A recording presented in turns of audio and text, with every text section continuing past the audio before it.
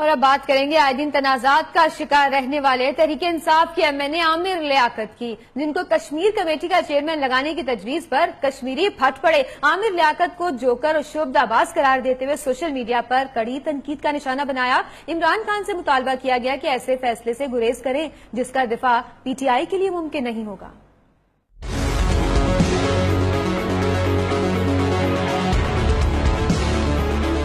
کیا عامر لیاقت کو کشمیر کمیٹی کا چیئرمین لگایا جائے گا؟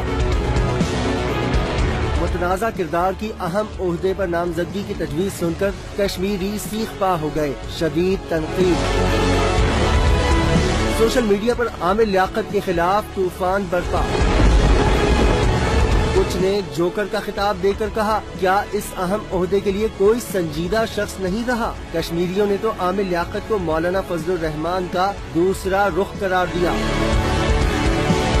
سوال اٹھائے گئے کہ جو شخص پارٹی سمیت کسی کا وفادار نہیں رہا وہ کشمیر کے لیے کیا کردار ادا کرے گا؟ ٹویٹس کیے گئے کہ یہ عمران خان کا غلط ترین فیصلہ ہوگا جس کا دفاع تحریک انصاف سے نہیں ہو سکے گا۔